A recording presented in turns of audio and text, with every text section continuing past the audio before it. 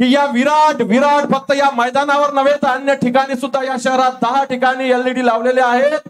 या ठिकाणी सुद्धा लाखो लोक बसलेले. मी मान्य उद्धवजी ठाकरे साहेबांना विनंती करेल की आपण या विराट सभेस मार्गदर्शन करावं. माननीय उद्धवजी ठाकरे साहेब. छत्रपती शिवाजी महाराज की जय भवानी.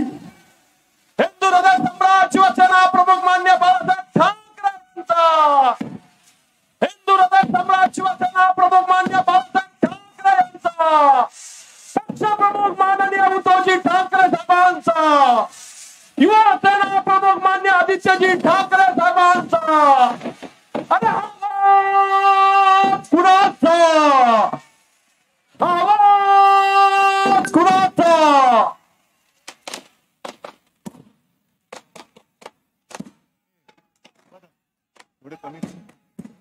समोरचे लाईट जरा कमी करायचे. लाईट्स जे साहेबांच्या डोळ्यावर येतात ते लाईट्स.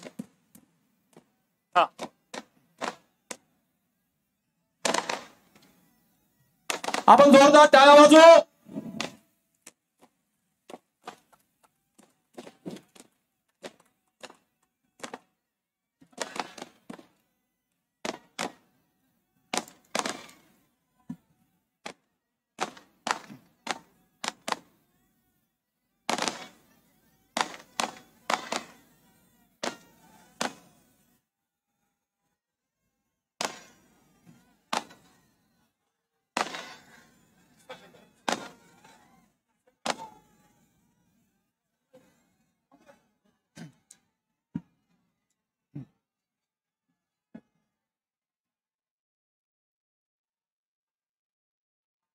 जमलेल्या माझ्या तमाम हिंदू बांधवांनो, भगिनी आणि मातांनो,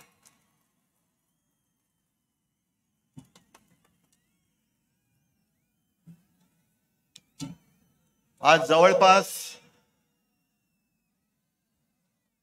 माझी शस्त्रक्रिया झाल्यानंतर 6 महिन्यानंतर मुंबईच्या बाहेर पाऊल टाकलेलं आहे. आणि पहिलं पाऊल टाकलं ते आपल्या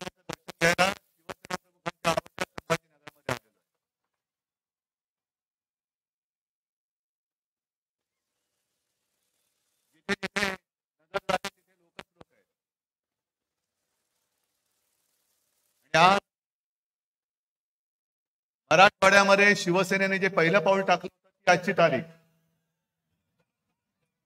मला आठवत नाही आता ती केव्हाची सभा होती.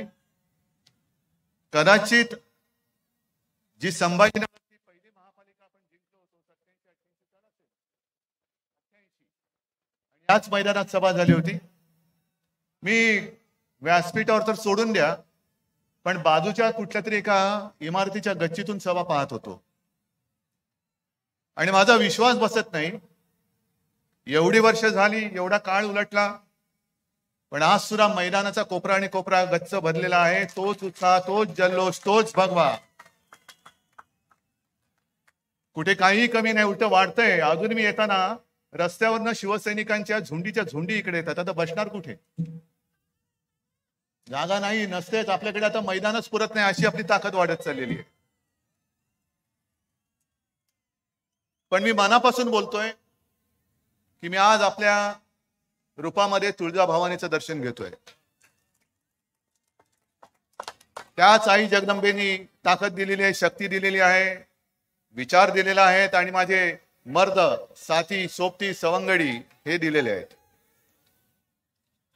मी येताना एक काही काळ हॉटेलमधल्या टीव्हीवरती सभा बघत होतो, दृश्य बघत होतो. आकाशातून टिपलेली दृश्य, म्हणजे अक्षरशः देव सुद्धा आपली सभा कशी बघत असेल ते दृश्य मी बघून आलेलो आहे. असं हे दृश्य आहे.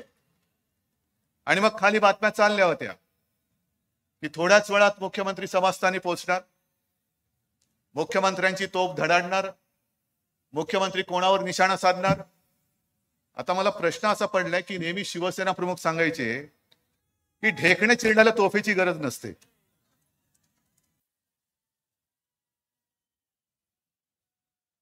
ढेकणं आम्ही अशी चिरडत असतो आणि त्याच्यासाठी मला या सैनिकांची सुद्धा शक्ती तिकडे वाया नाही घालवायची. हे जे काय आपल्या समोर आता थोडं संजय राऊतनी सांगितलं, माझ्या आधी बरेच वक्ते बोललेत आणि मला प्रश्न पडले की जे काय मी बोलणार आहे तुम्ही बोलणार आहे, तुम्ही काय सांगता? तुमच्या आधीच्या वक्त्याने आम्हाला सांगून टाकलेलं आहे. काय भाषण काय मुद्दे शिल्लक ठेवलेत की नाही मला कल्पना नाहीये. मी आज पहिल्या प्रथम मुद्दामून उल्लेख जो करणार आहे हिंदुत्वाचा तर आहेच, कारण हिंदुत्व हा आपला श्वास आहे. याच मैदानात शिवसेना प्रमुखांनी आपल्याला सांगितलेलं आहे, ते तर आमच्या धमन्यामध्ये आहे. पण मुद्दामून मी संभाजीनगरच्या पाणी प्रश्नावरती बोलणार आहे. बरोबर ना? कारण बाकीचे सगळे विषय मोठे आहेत. पण मीच एकटा कदाचित एक मूर्ख राजकारणी असा असेल की जिकडे पाणी प्रश्न असताना सुद्धा तिकडे पाठ फिरवण्याच्या ऐवजी मी जनतेला सामोरं जातोय. याचं कारण एक प्रामाणिकपणा आहे, कुठेही फसवेगिरी नाही. मला कल्पना आहे की गेल्या काही दिवसांपूर्वी हा प्रश्न अधिक बिकट म्हणजे असा की 5-5 दिवसांनी येणारं पाणी आता 10 दिवसांनी येत होतं. बरोबर ना काही मंडळी? मला माहिती आहे तुम्ही तुमची सगळी दुःख वेदना बाजूला ठेवून एका भगव्या हिंदुत्वाच्या वेडापैकी तुम्ही आलेला आहात. मग तुमच्या मनामध्ये हा प्रश्न असेल की तुम्ही सांगताय ते आम्ही ऐकतोय, पण आमच्या नळाला पाणी नाही, तर तुमचं सगळं ओघवतं आणि धबधब्यासारखं ओसंडून वाहणारं वक्तृत्व आमच्या पाण्याचा हंडा भरणार नसेल तर उपयोगाचं काय? पण आता त्याच्यामध्ये सुधारणा झाली की नाही हे तुम्ही सांगायचं मला. एक 5-5 दिवसापूर्वी 10-10 दिवसापूर्वी पाणी यायचं ते आता कमी कमी कमी करत चाललेलं आहे. जुनी जी आपली योजना आहे त्या योजनेसाठी सुद्धा सरकारकडनं मी आता पैसे सांगितले की तुम्हाला मी पैसे देतो. जुनी योजना म्हणजे मी येताना मला विभागीय आयुक्त केंद्रेकर आणि महापालिका आयुक्त आस्तिक पांडे आणि त्यांचे सगळे सहकारी हे भेटले आणि मला त्यांनी सांगितले की साहेब आम्ही तुम्हाला काही डिटेल सांगू इच्छितो. म्हणतं डिटेल काही नाही, हातामध्ये दंडा घ्यायचा आणि माझ्या संभाजीनगरकरांच्या झारीतल्या शुक्राचार्य जो शुक्राचार्य बसलेला आहे तो उचलून बाहेर फेका, पण पहिला माझ्या संभाजीनगरकरांना पाणी द्या. जी जुनी एक योजना आहे ती सुद्धा मी सांगितली की शहरासाठी जुनी एक 700 मिलिटम व्यासाची एक आहे 1972ची योजना गंजून सडून गेलेली आहे, तिच्यासाठी सुद्धा पैसे देतोय. हे गेल्या वर्षी मी आलो होतो, 1 वर्ष झालं समांतर जलवाहिनी, बरोबर ना? त्याचं भूमिपूजन मी केलं होतं आणि मी तुम्हाला वचन दिलेलं आहे या योजनेचा पाठपुरावा मी स्वतः करेन. दुर्दैवाने गेले 1 वर्ष 1.5 वर्ष कोरोनामध्ये गेलं, पण त्या कोरोनामुळे आम्ही रडत नाही बसणार. जे मी केंद्रेकरांना सांगितलं की हातात दंडा घ्या आणि जे कोणी वाकडे तिकडे येतील त्यांना सरळ दंड्याने सरळ करा आणि ही योजना पहिली पूर्ण करा. मग एक प्रश्न निर्माण झाला की किमती वाढल्यात, स्टीलची किंमत वाढली, इतर जे काही त्याला मटेरियल लागतं त्याच्या किमती वाढल्या, होणार कसं? महापालिकेकडे पैसा नाही. मी परवाच्या कॅबिनेटमध्ये ही सगळी योजना जी आहे तिच्यासाठी पैसे देण्याची सुद्धा व्यवस्था आपल्या मंत्रिमंडळाच्या माध्यमातून शासनाने जबाबदारी घेतलेली आहे. 1 पैसा मी त्या योजनेला कमी पडू देणार नाही. आणि एवढं करून जर का कंत्राटदार आड्याला पाय लावून बसला तर मी अधिकाऱ्यांना सांगितले दया माया क्षमा न दाखवता सरळ पकडायचं आणि आतमध्ये तुरुंगात टाकून द्यायचा. कारण किती वर्ष नुसतं ऐकत बसणार? किती वर्ष आम्ही नुसते तुम्हाला हुलकावण्या देत बसणार? आणि हा जो काही मी निर्णय घेतला, काल सुद्धा वाईल्ड लाईफ बोर्डची मीटिंग घेतली आणि त्या जायकवाडीमध्ये त्या आपल्याला त्या विहिरीसाठी परमिशन लागते वाईल्ड लाईफची, ती आपण राज्याच्या पातळीवरती घेतलेली. आता तो प्रस्ताव केंद्राकडे गेलेला आहे. म्हणजे कुठेही काही आता कमी ठेवलेलं नाहीये. आणि हे निर्णय जे काही मी घेतले, आपल्या सरकारने घेतले, तुमच्या सरकारने घेतले, ते मध्ये कोणीतरी एक आक्रोश मोर्चा काढला होता, जन आक्रोश का जल आक्रोश. त्या आक्रोश मोर्चामुळे नाहीये, तो आक्रोश त्यांची सत्ता गेली म्हणून तो आक्रोश होता, संभाजीनगरकरांच्या पाण्यासाठी नव्हता. कारण जर का पाण्यासाठी तो आक्रोश असता तर आमच्या आधी 5 वर्ष तुम्हीच बसला होता तिकडे, आम्ही तुमच्या सोबत होतो. किती पैसे दिले होते या योजनेला? का नाही त्यावेळेला ही योजना सुरू करू शकलात? का नाही त्यावेळेला तुम्ही तुमच्या हस्ते भूमिपूजन करू शकलात? पण प्रत्येक वेळेला निवडणूक आल्यानंतर काहीतरी तुमच्या तोंडात फेकायचं, निवडणूक जिंकून जायचं, आणि जिंकल्यानंतर नुसतं तंगवत ठेवायचं, हे हिंदुत्व शिवसेना प्रमुखांनी आम्हाला शिकवलेलं नाही. खोटं बोलणं हे आमचं हिंदुत्व नाही, कदापि नाही. अनेक काही चांगल्या गोष्टी करतोय. रस्त्याच्या आता सुधारणा होते, रस्त्यासाठी आता निधी दिलेला आहे. एक 3-4 वर्षापूर्वी संभाजीनगरमधले रस्ते कसे होते आणि अजून सगळे झालेले नाहीत. मी असा दावा अजिबात करत नाही की सगळे रस्ते बघा कसे गुळगुळीत झालेले आहेत, नाही, अजिबात नाही. पण रस्त्याच्या कामाला हात घातलेले आणि रस्ते सुद्धा नाही म्हटलं तरी पूर्ण होत चाललेले आहेत. हे संभाजीनगरकरांनी सांगायचं. रस्ते सुधारत आहेत. त्याच्यानंतर मध्ये येताना मी आता एक दर्शन घेऊन आलो, छत्रपती शिवाजी महाराजांचा तो पुतळा, त्याचं अनावरण झालेलं आहे. चांगला म्युझियम होतो आहे, मोठा ॲक्वेरियम होतो आहे, पर्यटनासाठी जंगल सफारी होते आहे. किती किती गोष्टी सांगायच्या. अगदी मेट्रोची सुद्धा जर का गरज लागली तर मेट्रोसाठी सुद्धा प्लॅन बनवण्याची सुरुवात ही आपण केलेली आहे. पण आपल्याकडे जी मेट्रो बनेल ती मेट्रो शहराचं विद्रुपीकरण करणारी नसेल. घाईघाईत आम्हाला निवडणुका जिंकायच्या आहेत, वाटेल ते करा, शहराची विल्हेवाट लागली तरी चालेल, पण मेट्रो झालीच पाहिजे, हे असं विध्वंसक विकास काम आमच्याकडनं आम्ही कधी केलेलं नाही आणि होऊ देणार नाही. मी जे काही काम आम्ही करू ते शहराची, संभाजीनगराची शान वाढवणारी असेल आणि वाढवणारच काम हे आपलं सरकार केल्याशिवाय राहणार नाही. हे वचन तुम्हाला मी इथे सगळ्यांच्या साक्षीने, संभाजीराजे आणि शिवरायाच्या साक्षीने तुम्हाला मी देतोय. मुद्दे बोलण्यासाठी सारखे बरेच आहेत. एक नेहमीचा मुद्दा आता काय होतं, सत्ता असताना सुचत नाही, मी मगाशी बोललो, आणि सत्ता गेल्यानंतर सगळ्यांचे एकदम अंगात येतं, हे संभाजीनगर कधी करणार, संभाजीनगर कधी करणार. हे कोणी सांगायचं आपल्याला? त्यांनी. संभाजीनगर माझ्या वडिलांनी वचन दिलेलं आहे, शिवसेना प्रमुख हिंदू हृदय सम्राट बाळासाहेब ठाकरेंनी दिलेलं वचन आहे. ते मी विसरलेलं नाही, विसरणार नाही, ते केल्याशिवाय राहणार नाही. पण आधी मला जे ओरडतायत, बोंबलतायत, म्हणजे तुम्ही नाही हो, पलीकडचे, की संभाजीनगर कधी करणार, त्यांना मला सांगायचं आहे की जवळपास 1-1.5 वर्ष झालं विधानसभेमध्ये ठराव मंजूर झालेला आहे, कॅबिनेटने मान्यता दिलेली आहे. एक सुरुवात म्हणून माझ्या या संभाजीनगर विमानतळाचं नाव छत्रपती संभाजी महाराज विमानतळ करा असा ठराव आम्ही केंद्राकडे दिलेला आहे. का नाही होत आहे अजून? तुमच्याकडे काही दिलं का झाकून ठेवायचं आणि आम्ही काही नाही केलं तो बोंबलत सुटायचं, हा आक्रोश होऊ शकत नाही. जर तुमच्यामध्ये प्रामाणिकपणा असेल तर या शहराचं नुसतं नामांतर नव्हे, संभाजीनगर मी जेव्हा या शहराचं नामांतर करेन तेव्हा छत्रपती संभाजी महाराजांना आदर्श वाटेल, अभिमान वाटेल असं हे नगर करून दाखवेन, हे सुद्धा वचन मी तुम्हाला देतोय. नाहीतर नाव बदलायला काय आता मी बदलू शकतो, पण नाव बदललं आणि तुम्हाला पाणी नाही दिलं, नाव बदललं आणि खड्ड्याचे रस्ते दिले, नाव बदललं आणि रोजीरोटी नसेल, तर संभाजी महाराज सुद्धा म्हणतील की अरे चल एकदा रायगडावरती टकमक तोक तुला दाखवतो. नाही, नावाला सार्थ असं माझं शहर असलं पाहिजे. आणि म्हणून पहिल्या प्रथम तुमच्याकडे जो, म्हणजे त्यांच्याकडे जो दिल्ली दरबारी दिलेला आहे विमानतळाचं नाव बदली करण्याचा प्रस्ताव, जा बसा तिकडे आक्रोश करा की आमच्या राज्याच्या विधानसभेमध्ये एकमुखी एक मताने हा ठराव मंजूर झालेला आहे की चिकलठाणा विमानतळाचं नाव छत्रपती संभाजी महाराज विमानतळ करायचं आहे, तो पहिला मंजूर करून आणा. चला, आम्ही तुमचा सत्कार करतो, आम्ही तुमचा सत्कार करतो. पाण्याचा प्रश्न आहे, संजय राऊत यांनी उल्लेख केला, महागाई वाढते आहे, रुपया रोज खाली गडगडत चाललेला आहे. जरा एक मिनिट थोडंसं मला बोलू द्या, मग तुम्ही बोला. रुपया खाली घसरत चाललेला आहे, पण आम्हाला चिंता कसली आहे?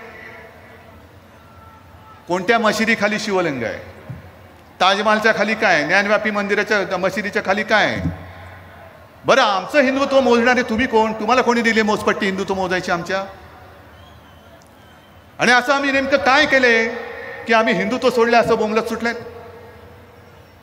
आणि मी मुंबईच्या सभेमध्ये म्हटलं, त्याचा पुनरुच्चार करतोय की चला होऊन जाऊ द्या, शिवसेनेने हिंदुत्वासाठी आजपर्यंत काय केलेलं आहे आणि भारतीय जनता पक्षाने आजपर्यंत हिंदुत्वासाठी काय केले, एकदा खुल्या मंचावरती होऊन जाऊ, आम्ही सांगतो आम्ही हे केलं, तुम्ही सांगायचं आम्ही हे केलं.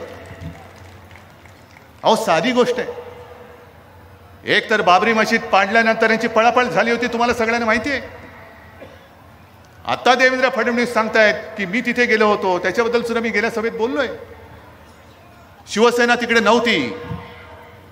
मग ज्या संभाजीनगरमध्ये मी इकडे आलेलो आहे त्या संभाजीनगरकरांना विचारा की आपले मोरेश्वर सावे आणि त्यांच्यासोबत शिवसैनिक बाबरीचे इथे पाडायला गेले होते की नव्हते. मोरेश्वर सावे आपले महापौर होते, खासदार होते, बाकीचे सगळे तमाम शिवसैनिक तिकडे गेले होते. आणि फडणवीसजी सावे गेले नसतील तिकडे तर तुमच्याकडे आलेले त्यांचे चिरंजीव जे आमदार झालेत त्यांनी सांगावं माझे बाबा गेले नव्हते.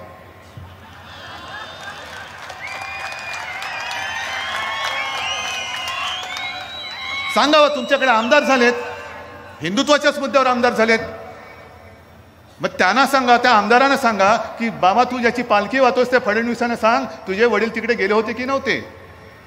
मग खरं खोटं काय ते होऊन जाऊ द्या. एक तर गेले नव्हते तर तसं सांगा माझे बाबा तिकडे गेले नव्हते, त्यांनी उगाच खोटं सांगितलं. आणि जर गेले असतील तर जाऊन ठामपणे देवेंद्रला सांगा तू कुठे होता, तुम्ही कुठे होतात माहिती नाही, पण माझे बाबा तिकडे गेले होते, तमाम शिवसैनिक त्यांच्यासोबत तिकडे गेले होते. कोणाला हिंदुत्व शिकवत आहे? बाबरी पडल्यानंतर अगदी आडवाणीजींचं स्टेटमेंट आहे, अटलजींचं स्टेटमेंट आहे, सुंदरसिंह भंडारींचं स्टेटमेंट आहे. हे काय अगदी शिवाजी महाराजांच्या आधीचा इतिहास नाही मी तुम्हाला सांगत. हा गेल्या काही वर्षांपूर्वीचा इतिहास आहे. आणि त्यावेळेला जर का शिवसेना प्रमुखांनी जबाबदारी घेतली नसती की जर माझे शिवसैनिक माझ्या शिवसैनिकांनी बाबरी पाडली असेल तर मला त्यांचा गर्व आहे, ही जबाबदारी शिवसेना प्रमुखांनी घेतली नसती. अमरनाथ यात्रेवरती जेव्हा गंडांतर आलं तेव्हा शिवसेना प्रमुखांनी इथून वाघाची डरकाळी मारली नसती. काश्मीरी पंडित जे आज त्यांची हालत झालेले त्याही वेळेला शिवसेना प्रमुख त्यांच्या पाठी उभे राहिले नसते तर आज हिंदुत्वाच्या जोरावरती तुम्ही दिल्ली काबीज करू शकला असतात काय, हे पहिले स्वतःच्या मनाला मन असलंच तर विचारा आणि मग आमच्या अंगावरती या. हिंदुत्वाचे धडे तुमच्याकडनं आम्ही घेण्या एवढे पोकळ हिंदुत्ववादी नाही. हे मी मुद्दामून काही बातमी घेऊन आलेलो आहे. हे काश्मीरी पंडितांचा आक्रोश, पुन्हा त्यांनी घर सोडले, काय गुन्हा काय त्यांचा? आपल्या हिंदुस्थानामध्ये पुन्हा एकदा तीच वेळ येते की काय काश्मीरमध्ये नव्हे ती आलेली आहे. घरामध्ये जाऊन गोळ्या घालतात, शाळेमध्ये जाऊन गोळ्या घालतात, कार्यालयामध्ये जाऊन गोळ्या घालतायत, पण कोणालाच काही पडलेलं नाही. आम्हाला नको तिकडे काढायला व्हायचे. जा ना, हिंमत असेल तर त्या काश्मीरमध्ये जाऊन तिकडे हनुमान चालीसा पडा, जा.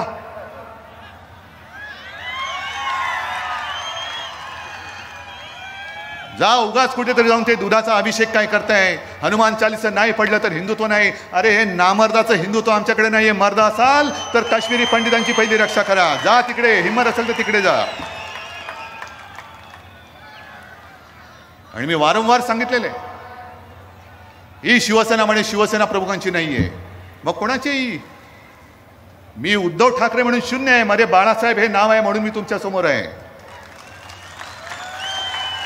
उद्धव बाळासाहेब ठाकरे म्हणून तुम्ही माझ्यावरती प्रेम करता, म्हणून तुम्ही एवढे सगळे जण आज ही सभा माझे विचार ऐकायला तुम्ही आलात. उद्धव ठाकरे हा शूद्र आहे, पण त्या बाळासाहेबांनी जे आम्हाला हिंदुत्व शिकवलेलं आहे ते बरोबर आहे.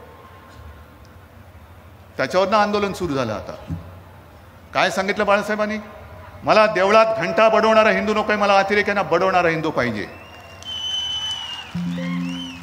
आज जे काय तुम्ही बसलेत, मला आठवते बाबरी मशिदीचं जेव्हा संपूर्ण ते आंदोलन चाललं होतं त्यावेळेला घोषणा काय होत्या? जो हिंदू हित की बात करेगा वही देश पर राज करेगा. करताय ना तुम्ही, तुमच्या मते हिंदू हिताची बात करताय ना, राज तर करताय. हिंदू हिताची बात कुठे? काय हिंदूंचं हित तुम्ही साधताय? बाबरी तुम्ही नाही पाडलीत, ती कोणी पाडली माहिती नाही. बाबरी बांधण्याचा निर्णय हा शिवसेना ओरडून सांगत होती की विशेष कायदा करा आणि तिकडे राम मंदिर बांधा. नाही धाडस केलं तुम्ही, कोर्टातनं तो आदेश आला म्हणून ते राम मंदिर उभं राहतंय. आणि मग जनतेकडे झोळ्या पसरून पसरून पसरून पैसे मागून ते राम मंदिर उभं राहतंय. मग तुमचा हिंदुत्वासाठी नेमकी तुमची भूमिका तरी काय, कर्तृत्व तरी काय? मधल्या त्या सभेमध्ये मी जे बोललो हो बोललोच मी. याचं कारण हिंदुत्व. आज सुद्धा मी येताना होर्डिंग्स बघितली, हिंदुत्वाचा हुंकार ऐकायला या. काय हिंदुत्वाचा हुंकार म्हणजे काय नेमकं आहे? हिंदुत्व म्हणजे नेमकं काय? आमचं हिंदुत्व हे राष्ट्रीयत्व आहे, हे राष्ट्रीयत्व आहे. आणि आज जे काय घडतंय, आज जे काय झालेलं आहे, भारतीय जनता पक्षाने पहिले त्यांचे जे बेलगाम सुटलेले प्रवक्ते आहेत, त्यांच्या डोक्यात जर का मेंदू असेल, त्या मेंदूमध्ये काहीतरी अक्कल घातली पाहिजे पहिली. काय वाटेल ते बोलतायत, विरोधी पक्षाच्या नेत्यावरती बोलतायत. अजूनही माझा एक सुद्धा प्रवक्ता त्या भाषेमध्ये बोललेला नाही, पण बोलणारच नाही अशी आशा करू नका. जर तुम्ही आमच्यावरती वेळी वाकडी टीका केली तर कदाचित उद्या आमचा संयम तुटला तर तुमच्याच भाषेत, तुमच्याच शब्दात, तुमच्या नेत्यांवरती सुद्धा आमचे प्रवक्ते टीका केल्याशिवाय राहणार नाही, नव्हे प्रत्येक शिवसैनिक केल्याशिवाय राहणार नाही. पण आपण असं मानतो नव्हे ते आहेच की महाराष्ट्र ही साधू संतांची भूमिका आहे. काहीतरी संस्कार, हा जो भगवा आहे तो नुसता काहीतरी फडकायला बरं म्हणून घेतलेला नाही, तो म्हणून शिवरायांनी आणि शिवसेना प्रमुखांनी आमच्या हातात नाही दिला. हा वारकऱ्यांचा भगवा आहे, हा छत्रपतींचा भगवा आहे, होय हा हिंदूंचा आणि हिंदुत्वाचा भगवा आहे. आणि त्या भगव्यापाठी जे काही विचार आहेत, जे संस्कार आहेत, ते जर का आमच्या धमन्यांमध्ये भिनणार नसतील तर नुसता भगवा फडकून काही उपयोग नाही. म्हणजे इकडे हनुमान चालीसा बोलायचं आणि तिकडे जाऊन पलीकडे जाऊन शिव्या द्यायच्या, हे हिंदुत्व नाहीये. पण आज ते जे प्रवक्ते बेलगाम बोलत सुटलेले आहेत, पहिली गोष्ट मला एकाने सांगायचं की इतकी वर्ष शिवसेना प्रमुखांचे तुम्ही विचार ऐकत आलात. आपल्यापैकी काही जण त्याही वेळेला होते, आजही आहेत, व्यासपीठावरती आहेत. कधीही शिवसेना प्रमुखांनी इस्लाम किंवा मुसलमानाचा मुसलमान म्हणून द्वेष करा, त्याला तोडा फोडा झोडा, हे आपल्याला सांगितले कधी? सांगूच शकत नाही. कारण शिवाजी महाराज की जय म्हटल्यानंतर जय छत्रपती शिवाजी महाराज, कुराण सापडल्यानंतर सुद्धा त्याचा मान ठेवत होते. ते संस्कार आमच्यावरती झालेले आहेत. आम्ही दुसऱ्या धर्माचा द्वेष करत नाही. अनेकदा शिवसेना प्रमुखांनी सांगितलेलं आहे की प्रत्येकाने आपला धर्म हा आपल्या घरात ठेवायचा आणि घराबाहेर जेव्हा आपण पाऊल टाकतो तेव्हा हा देश हाच माझा धर्म हे समजून बाहेर पाऊल टाकायचं. पण दुर्दैवाने म्हणा किंवा नाईलाजाने म्हणा, आम्ही ही भूमिका घेऊन बाहेर पडल्यानंतर जर कोणी त्याच्या धर्माचा वेळ घेऊन आमच्या अंगावरती आला तर मात्र आम्ही या देशातले कडवट हिंदू म्हणून, देशाभिमानी हिंदू म्हणून त्याच्या अंगावर गेल्याशिवाय राहणार नाही. पण आज एका भाजपच्या कोणत्या तरी प्रवक्त्याने त्या प्रेषिताचा अपमान केला. काय संबंध, काय तुमचा संबंध काय? आपल्या देवदेवतांचा अपमान कोणी करायचा नाही, तसंच त्यांच्याही करण्याची तुम्हाला काही गरज नाहीये. पण तो अपमान केल्यानंतर सगळे मिडल ईस्ट, अरब देश एकत्र झाले आणि त्यांनी आपल्या देशाला गुडघ्यावरती आणलं, माफी मागायला लावली.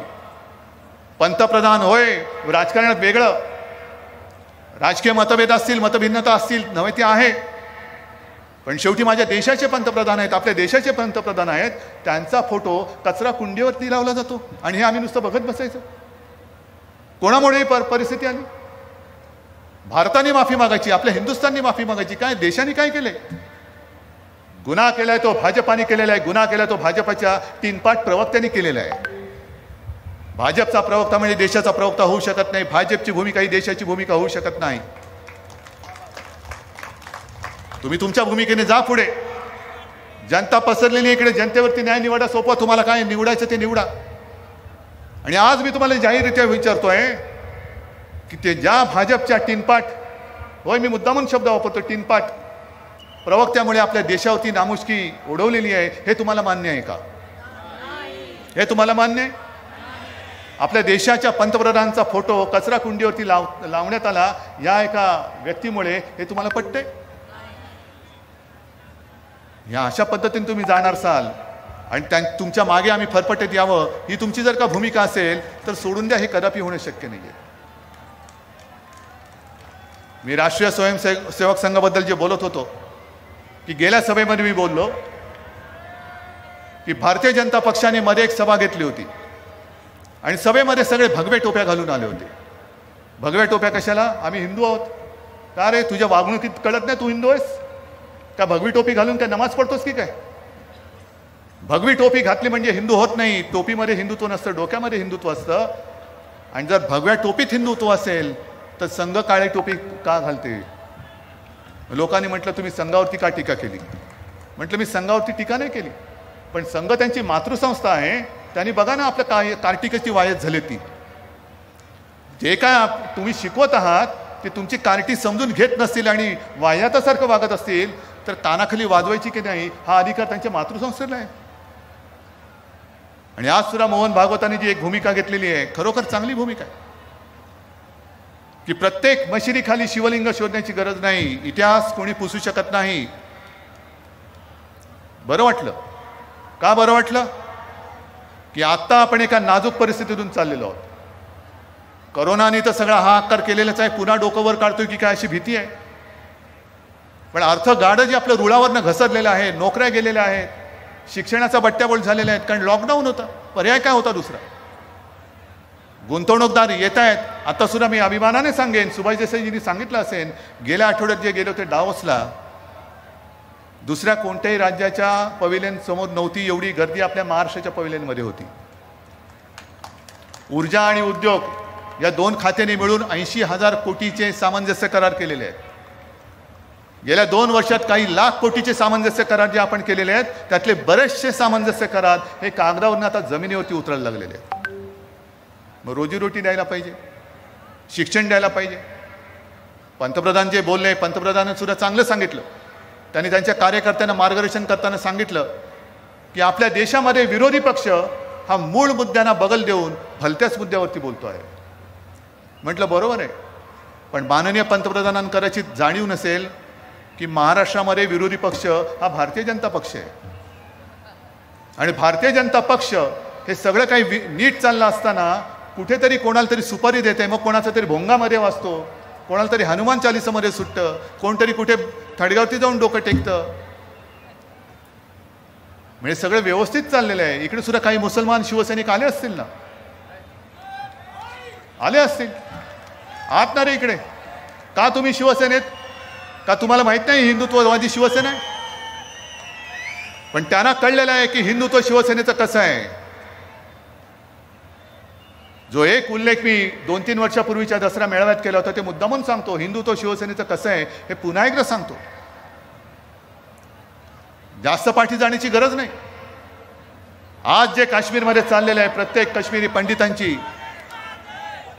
पंडिताची टिपून टिपून हत्या होते आहे. असाच एक सैनिक होता.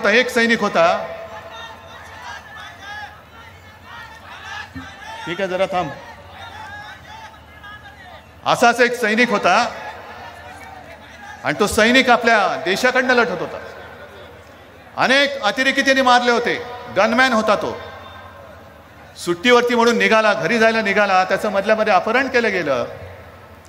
अपहरण केल्यानंतर शोधाशोध सुरू झाली आणि मग एके दिवशी छिन्न विछिन्न झालेला, हाल करून मारलेला त्याचा मृतदेह हा लष्कराला सापडला. कोण होता तो सैनिक? नाव माहिती आहे त्याचं नाव होतं औरंगजेब, जो आपल्या देशासाठी शहीद झाला.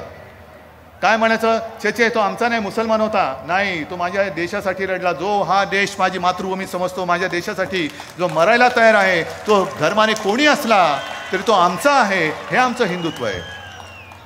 हे आमचं हिंदुत्व आहे.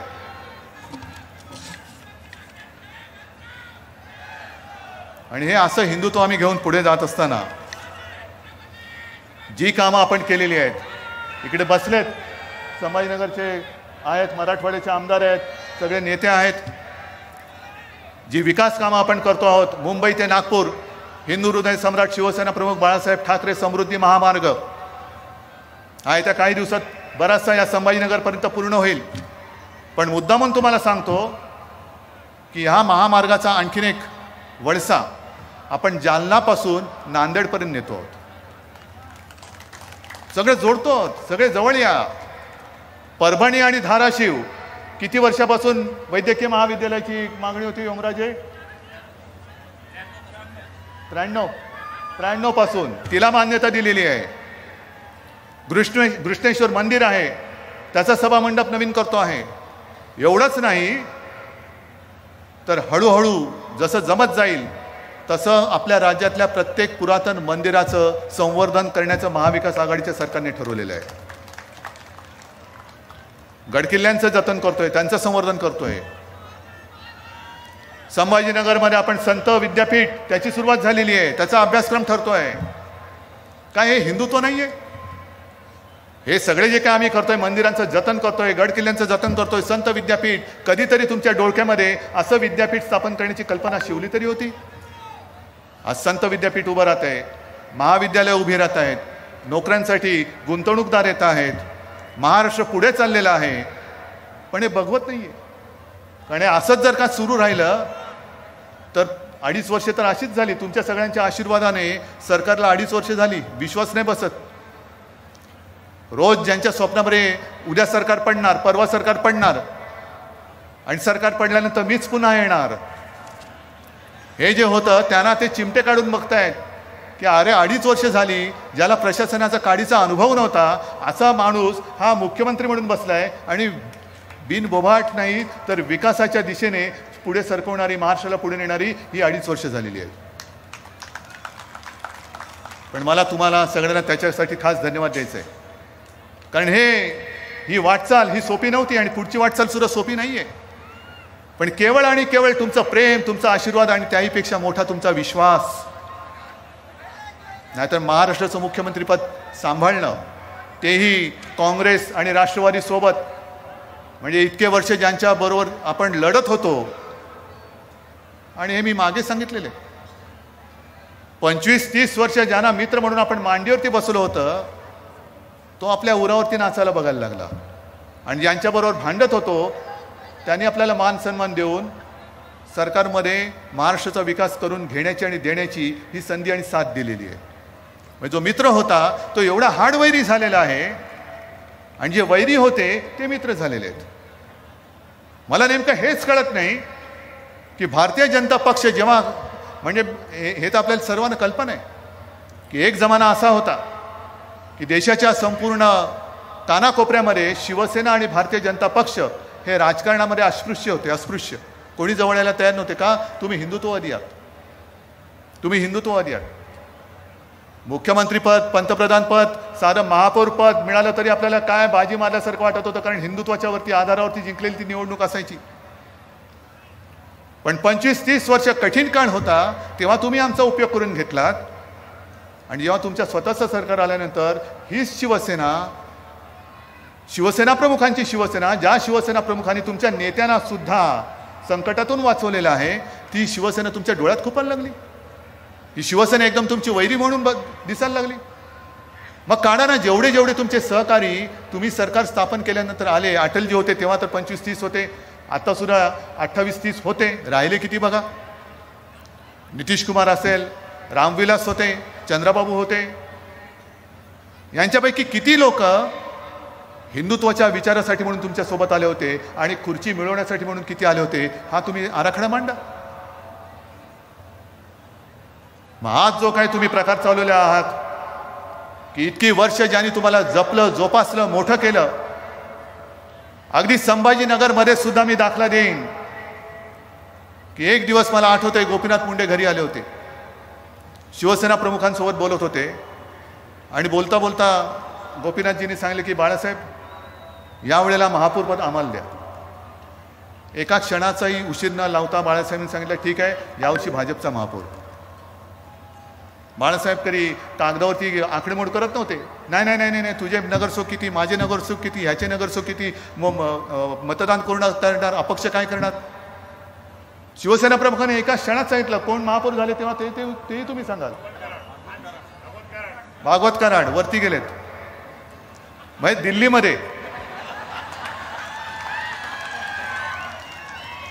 दिल्लीमध्ये गेलेत मंत्री म्हणून, गेलेत की नाही.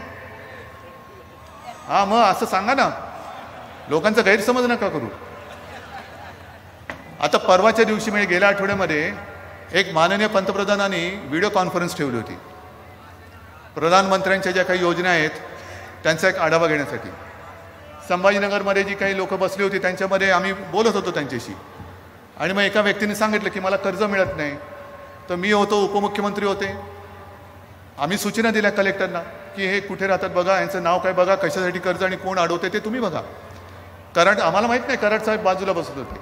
त्यांनी ताबडतोब माईक घेतला. त्यांनी सांगितलं की त्यांनी ओळख करून दिली, मी अमुक अमुक आणि मी इथे बसलेलो आहे, मी स्वतः पंतप्रधानांच्या या योजनेतून ह्याला कर्ज मिळवून देईन. म्हटलं बरं झालं, एक प्रश्न सुटला. मग मी बोलताना सांगितलं, कराड साहेब आणखीन एक काम करा, आम्ही 2 लाखापर्यंत ज्यांचं पीक कर्ज आहे त्यांचं पीक कर्ज हे आपल्या महाविकास आघाडी सरकारने माफ केलेले आहे, कर्जमुक्त केलेले आहे. आणि आता 3 लाखापर्यंतचं जे पीक कर्ज आहे ते बिनव्याजी कर्ज हे देण्याची योजना आपल्या महाविकास आघाडीच्या सरकारने आणलेली आहे. आणले ना. हे आपण केल्यानंतर केंद्र सरकारने काय केलं, केंद्र सरकार जो 2% व्याजाचा भार त्यांच्याकडे घेतला होता त्याने तो आता नाकारून टाकला. आम्ही नाही घेणार. म्हणजे 2%चा जो व्याजाचा दर आहे तो आता आपल्या गोरगरीब शेतकऱ्यावरती केंद्र सरकारने टाकलेला आहे. आम्ही कराड साहेबांनी सांगितलं की ह्याला जसं तुम्ही कर्ज मिळवून देताय तसं जा तिकडे, तुम्ही अर्थराज्यमंत्री पण आहेत ना मला वाटतं ते, तर जा तिकडे सांगा की हे जे काय करताय ते बरोबर नाही. 50 ते 60 लाख शेतकऱ्यांना याचा फटका बसल्याशिवाय राहणार नाही. म्हणजे योजना आपण आणण्याचा प्रयत्न करण्याचा योजना आपण आणतो आहोत. 3 लाखापर्यंत व्याज दर आपण माफ केलेला आहे. पण महाराष्ट्र सरकारने केल्यानंतर केंद्र त्यांच्याकडे जो 2%चा व्याज दर होता तो त्यांनी आता शेतकऱ्यांवरती लावायला लागलेला आहे. अनेक अशा योजना आहेत. जा आक्रोश करायचा असेल तर दिल्लीमध्ये जा आणि त्यांना सांगा पीक विमा जी योजना आहे ती शेतकऱ्यांसाठी आहे का विमा कंपन्यांसाठी आहे, हे एकदा तिकडनं जाऊन आक्रोश करा तिकडे आणि त्यांच्याकडनं एकदा माझ्या महाराष्ट्राला सांगा कोणासाठी योजना आहे. संपूर्ण शेतकऱ्यांच्या आयुष्याची नासाडी करून टाकायची योजना अशा आणायच्या की शेतकरी घाबरलाच पाहिजे त्या योजनेचा लाभ घ्यायला. आपण प्रयत्न करतो.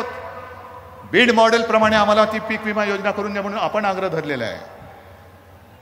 कारण शेतकरी, मी काय तुम्हाला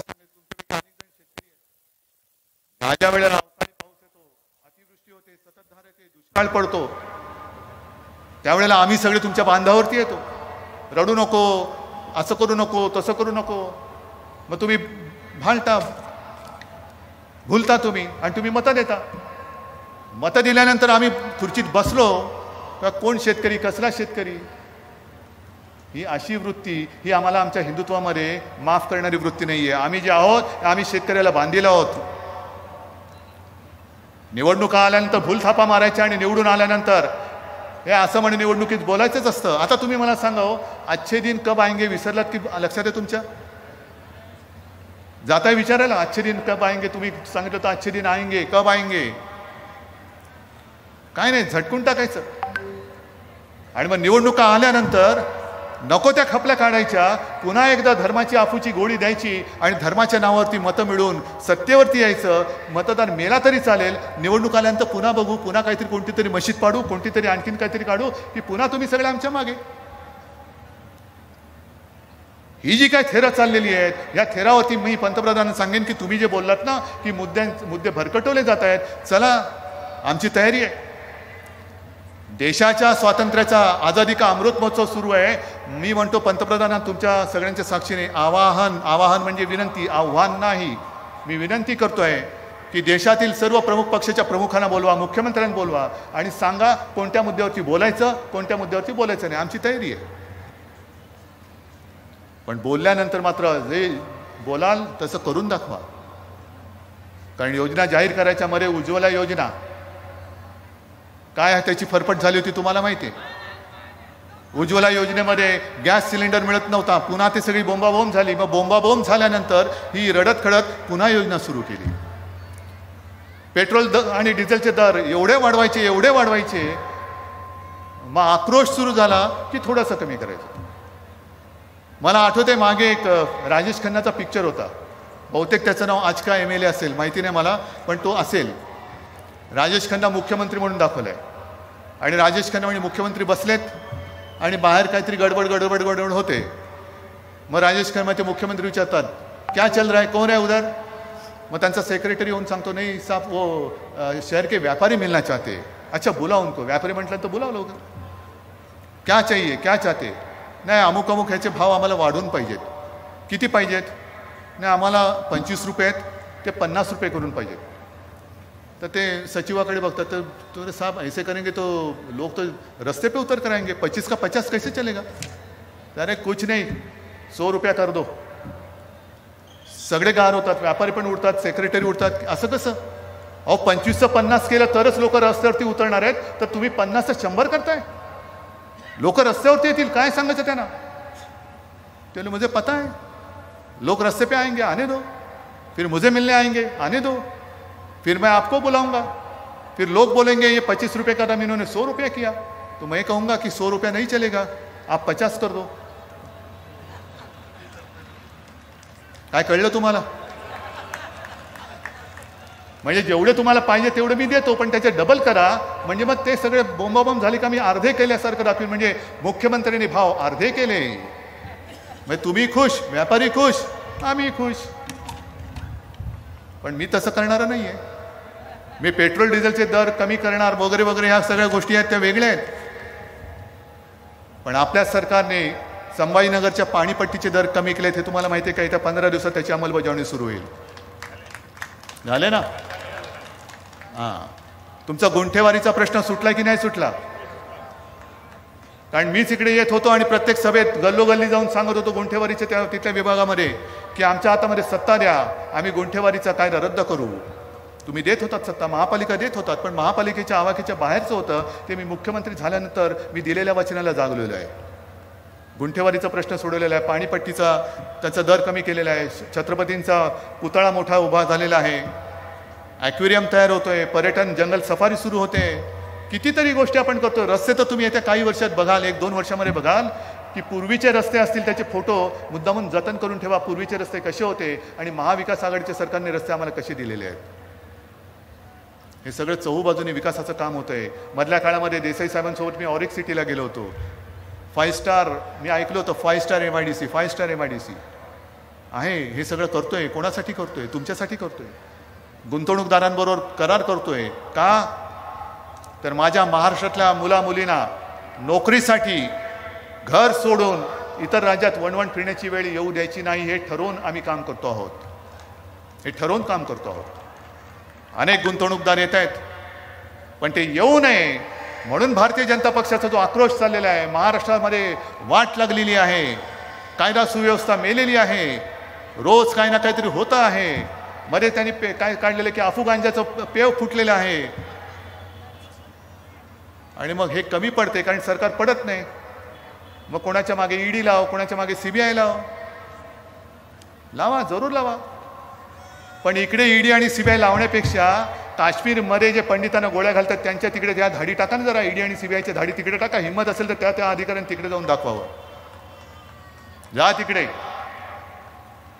पण संताप कुठे येतो, चीड कुठे येते की काश्मीरमध्ये जे पंडित भयभीत होऊन आता एकत्र होत आहेत आणि घर सोडतायत, कोणी एक मायेचा पूत त्यांच्या बाजूने बोलायला तयार नाही. सगळे प्रवक्ते तोंडात बोळे कोंबून हे गप्प बसलेले आहेत.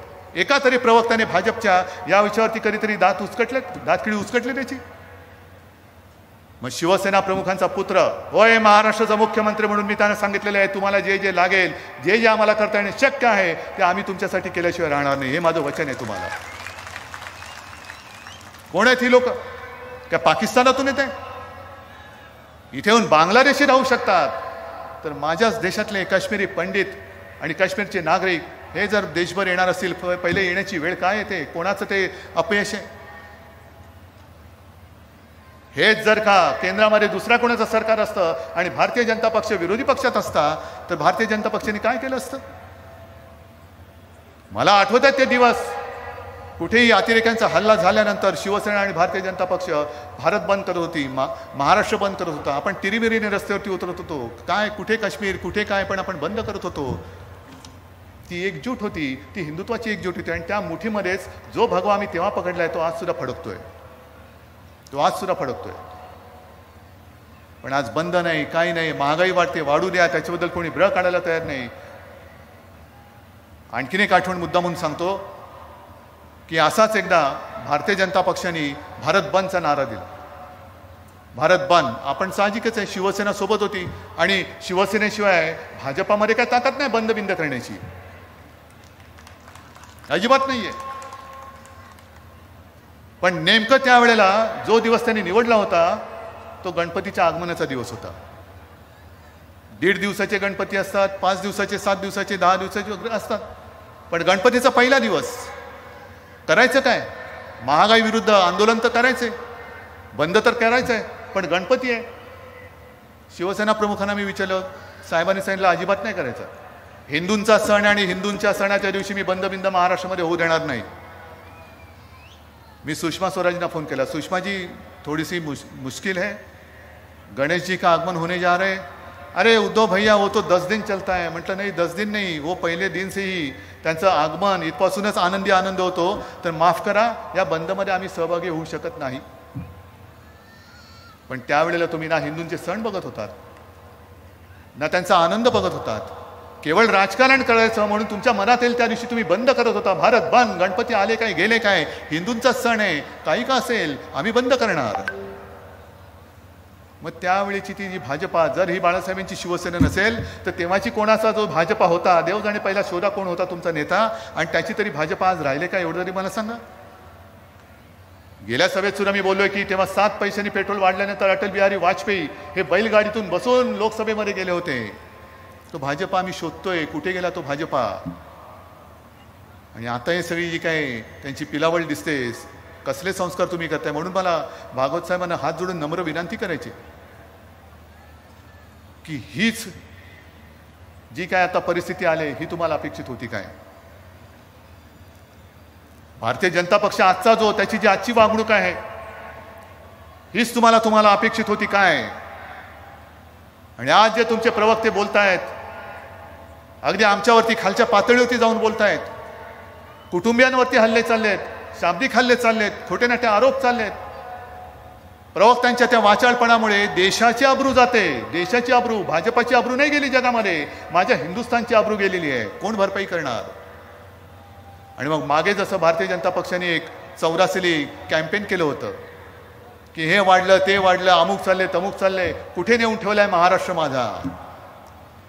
मग मला आज भारतीय जनता पक्षाला विचारतोय की तुम्ही ज्या दिशेने चाललेला आहात, ज्या पद्धतीने तुम्ही वागत आहात, अरे कुठे नेऊन ठेवणार आहात हिंदुस्थान आणि महाराष्ट्र माझा, कुठे नेऊन ठेवणार आहात? विचारा, भारतीय जनता पक्षवाले आले का विचारा, कुठे नेऊन ठेवणार आहात महाराष्ट्र माझा, कुठे नेऊन ठेवणार आहात हिंदुस्थान माझा. आणि ज्या पद्धतीने तुम्ही हल्ले करता, तुम्ही हिंदुत्वाला बदनाम करताय, शिवसेना बदनाम होऊ शकत नाही. कारण प्रत्येक वेळेला आपत्ती असो किंवा काही असो, रक्तदान करायचं असेल तर शिवसैनिकाच्या रांगा लागतात, तुमच्या कार्यकर्त्यांचे राहू शकत नाही. ही शिवसेना आणि हा शिवसैनिक तळागाळामध्ये पोचलेला आहे. तळागाळामध्ये आपत्ती असो किंवा काही असो, पहिला धावून जातो तो शिवसैनिक. म्हणून तुम्ही किती जोर बैठका काढा, शिवसेना एवढी पाळमुळं खोलवर गेलेली आहे, किती उपटू म्हटला तरी तुमच्या पिढ्या उपटून बाजूला पडतील, पण शिवसेनेचे विचार उखडले जाणार नाहीत. आणि या पद्धतीने आपण जातो आहोत. म्हणून हिंदुत्व म्हणजे काय आहे. रामाची भक्ती तर आहेच, राम भक्त आम्ही आहोतच. तो एक बघितला ना, कोण कुठला शिवसैनिक काय त्याला माझ्याबद्दल वाटलं, श्रीराम श्रीराम श्रीराम करत आला, आता सुद्धा तो माझ्या समोर आला, नसता आला तो लिहित बसला असता. पण हे सगळ्यांचे असे आशीर्वाद, अशी प्रेम, हे सगळं मिळतंय म्हणून मी तुमच्या समोर येऊ शकतो.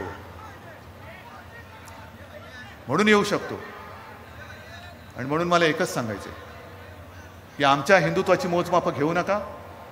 आमच्या हृदयात राम जरूर आहे, पण जर आम्ही हाताला काम नाही दिलं तर त्या हिंदुत्वाला काडीचा अर्थ राहणार नाहीये. म्हणून हृदयात राम आणि हाताला काम असंही आमचं हिंदुत्व आहे. पुन्हा एकदा सांगतो की आमचं हिंदुत्व हे गदाधारी आहे. फडणवीसांच्या भाषेमध्ये गदाधारी नाही, कारण गद्यानं आम्ही सोडलेलं आहे. आणि आजची ही सभा एकदाच मला सांगायचं, उत्तर द्यायचं, ह्याच्यामध्ये भाड्याने आणलेले लोक आहेत का? जरा थोडं हातबीत वर करून सांगा जरा. नाही ना? हे जरा हात वर करा आणि मुद्दा म्हणून टीव्ही वाल्यांना सांगतो, हे हात बघा, या हातामध्ये ताकद आहे, हे जिवंत सळसळतं रक्त आहे, हिंदुत्वाचं रक्त आहे, शिवसेना प्रमुखाने आमच्या धमन्यांवर टाकलेलं आहे भगव रक्त आहे. आणि म्हणून एकच सांगेन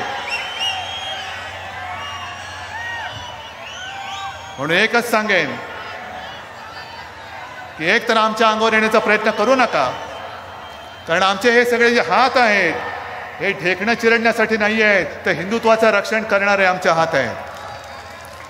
जो या देशासाठी मरायला तयार आहे, जो या देशासाठीच जगायला तयार आहे, तो आमचा आहे आणि त्यांचं रक्षण करणं हे आमचं काम आहे आणि असं आमचं हिंदुत्व आहे. आपण सगळेजण इथे आलात, मी खरंच सांगतो की तुमच्या दर्शनाने माझ्यामध्ये 100 नव्हे तर लाख हत्तींचं बळ आलेलं आहे. आपले आशीर्वाद, आपलं प्रेम हे असंच कायम ठेवा, एवढीच एक नम्र विनंती करतो. जय हिंद, जय महाराष्ट्र. सगळ्यांनी उभं राहून राष्ट्रगीताने या सभेचा आपण समारोप करू. सामुदायिक राष्ट्रगीत होईल. राष्ट्रगीत आपण सगळे मिळून राष्ट्रगीत सुरू करू. राष्ट्रगीत सुरू करेंगे. शुरू कर.